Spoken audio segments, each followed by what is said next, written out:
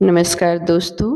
आइए आज हम सुनते हैं शंकर भगवान की और एक ब्राह्मण की कहानी। प्राचीन समय में किसी गांव में एक निर्धन ब्राह्मण अपनी पत्नी और पुत्र के साथ रहता था। ब्राह्मण को गांव से जो भी भिक्षा मिलती उसी से वह अपने परिवार का भरण पोषण करता था। एक दिन ब्राह्मणी अपने पति से बोली, मुझे अपनी कोई चिंता नहीं है स्वामी। मैं आपके साथ भूखी प्यासी रहकर भी अपना जीवन व्यतीत कर सकती हूँ, लेकिन मुझे अपने बेटे की भूख प्यास नहीं देखी जाती। तब ब्राह्मण बोला, मैं तुम्हारी भावनाओं को समझता हूँ प्रिय, लेकिन भाग्य के लेख को विधाता भी नहीं बदल सकता। हमारे भाग्य में निर्धन रहना ही लिखा है। तो ब्राह्मणी बोली, भाग्य के भरोसे बैठे रहना मूर्खता के सिवा कुछ नहीं है। अगर इंसान कोशिश करे तो वह कर्म करके अपने भाग्य को बदल सकता है। आप कहीं परदेश में जाएं, मुझे विश्वास है कि आप वहां अच्छी आय करेंगे और हमारा भाग्य बदल जाएगा। तब ब्राह्मण बोला, तुम्हारी बात तर्क सख्त है प्रिय। अगर मुझे भिक्षा मांगने और पंडिताई के सिवा कोई काम नहीं आता। तो फिर ब्राह्मणी बोली, हमारे गांव में आपकी पंडिताई की कोई कद्र नहीं है। किसी दूसरे गांव या नगर में आपकी पंडिताई चल निकले तो हमारे बुरे दिन फिर जाएंगे स्वामी। अपनी पत्नी की सलाह मानकर ब्राह्मण दूसरे नगर में पहुंच गया, पर उसका दुर्भाग्य उस पर घात लगाए बैठा था। नगर में उसे कोई टके सेर पूछने वाला भी नहीं मिला। अपनी हालातों को देखते हुए वह सोचने लगा कि इस नगर से उसका गांव ही अच्छा है। नगरवासी तो पूरे नास्तिक हैं, उसे भिक्षा तक भी देने को तैयार नहीं है। यह सोचकर वह थक हार कर अपने गांव लौट आया और पहले की ही भांति पंडिताई करके और भिक्षा मांगकर अपना गुजारा करने लगा। दोस्तों, एक दिन की बात है, वह भिक्षा मांगकर लौट रहा था। तभी उधर से भगवान शिव और माता पार्वती साथ गुजर रहे थे। उस निर्धन ब्राह्मण की हालत देखकर माता पार्वती ने ब्राह्मण की तरफ संकेत करते हुए भगवान शिव से कहा, आप इस ब्राह्मण को देख रहे हैं स्वामी? शिव भगवान बोले, हाँ, वह बहुत निर्धन है और दुखी भी है। पार्वती माँ बोली, आप उसके दुख का निवारण करें नाथ। एक तो ब्राह्मण, दूसरे दरिद्र, मुझे से उसका दुख देखा नहीं जाता। तब भगवान शिव बोले, प्रिय, यह मृत्यु लोक है प्रिय। यहाँ हर प्राणी किसी न किसी दुख से ग्रस्त है। सब अपने अपने कर्मों का फल भोग रहे हैं। तुम किस किस का दुख दूर कराओगी? तब पार्वती माँ बोली, आपको उस निर्धन ब्राह्मण की धनवान बनाना होगा स्वामी। तब भगवान शिव बोले, पार्वती, वह भाग्यहीन है। उसके भाग्य में फटे पुराने कपड़े और रूखा सूखा भोजन ही लिखा है।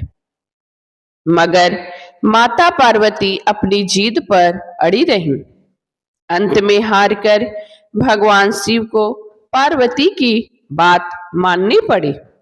उन्होंने उस रास्ते में जिस रास्ते ब्राह्मण जा रहा था सोने की एक ईंट डाल दी। अचानक ब्राह्मण को क्या सूझा? उसने सोचा कि वह आंखें बंद करके कितनी दूर चल सकता है। यह सोचकर वह अपनी आंखें बंद करके चलने लगा और सोने की ईंट के बिल्कुल समीप से होकर आगे गुजर गया। काफी दूर आगे जाने के बाद ही उसने अपनी आंखें खोली। यह देख भगवान शिव मुस्कुराते हुए बोले, हमने तुमसे कहा था न प्रिय कि वह ब्राह्मण भागहीन है। भागहीन मनुष्य कभी धन प्राप्त नहीं कर सकता। और फिर भगवान शिव माता पार्वती के साथ कैलाश पर्वत लौट आए। लेकिन वहां पहुंचने के बाद भी माता पार्वती उस निर्धन ब्राह्मण के बारे में सोचने लगी। वह किसी न किसी तरह उस ब्राह्मण को देखना चाहती थी। माता पार्वती को उदास देखकर भगवान शिव ने पूछा, क्या बात है प्रिय, इतनी उदास क्यों हो? माता पार्वती ने भगवान शिव से निवेदन किया, स्वामी, उस निर्धन ब्राह्मण का परिवार 3 सदस्यों का है। उनमें आप किसी एक को धनवान बना दो। ब्राह्मण परिवार की दरिद्रता मिट जाएगी। आप उन तीनों को एक एक वर दें। मुझे उम्मीद है कि वे तीनों आपसे दौलत का वर ही मांगेंगे। इस तरह वे धनवान बन जाएंगे। भगवान शिव बोले, ठीक है प्रिय, जैसा तुम चाहोगी वैसा ही होगा। और कुछ दिनों बाद भगवान शिव माता पार्वती के साथ ब्राह्मण के घर पहुंचे। साक्षात भगवान शिव और माता पार्वती को देखकर ब्राह्मण परिवार आत्म विभोर हो गया। उन्होंने भगवान शिव और माता पार्वती के चरण स्पर्श किए। तब भगवान शिव बोले, मैं तुम तीनों को एक एक वर देना चाहता हूं। तुम तीनों अपनी इच्छा अनुसार वर मांग सकते हो। तभी ब्राह्मणी उतवाली होते हुए बोली, प्रभु, पहले मुझे वर दीजिए। प्रभु, पहले मुझे। भगवान शिव ने कहा, मांगो, क्या चाहती हो? काफी सोचने समझने के बाद ब्राह्मणी बोले, भगवान, मुझे दुनिया की सबसे अधिक खूबसूरत और जवान औरत बना दीजिए। मरते दम तक मेरी जवानी और सुंदरता कायम रहे। भगवान शिव ने मुस्कुराकर कहा, तथास्तु। अगले ही पल बूढ़ी ब्राह्मणी एक जवान और खूबसूरत युवती के रूप में बदल गई। उसी समय उनके घर के सामने से गांव के जमींदार का पुत्र गुजर रहा था, जो घोड़े पर सवार था। उसने खूबसूरत ब्राह्मणी को देखा तो उस पर मुग्ध हो उठा। वह इस खूबसूरत ब्राह्मणी से शादी करेगा, यह सोचकर उसने उसे अपने घोड़े पर बैठाया और घोड़ा अपनी हवेली की तरफ दौड़ा दिया। यह देख ब्राह्मण अपनी छाती पीटते हुए विलाप करने लगा, हाय मेरी पत्नी, हाय मेरी पत्नी। रो मत ब्राह्मण श्रेष्ठ, तुम्हें भी मुझसे कोई वर मांग लो, जो मांगेगा तुम्हें मिलेगा। भगवान शिव सांत्वना देते हुए बोले। ब्राह्मण बोला, मेरी पत्नी को वापस बुला दीजिए प्रभु, मुझे इसके सिवा कुछ भी नहीं चाहिए। ब्राह्मण ने निवेदन करते हुए कहा। भगवान शिव बोले, तथास्तु। देखते ही देखते ब्राह्मणी वहां खड़ी थी। वह अपनी पत्नी को सामने देखकर ब्राह्मण ने राहत की सांस ली।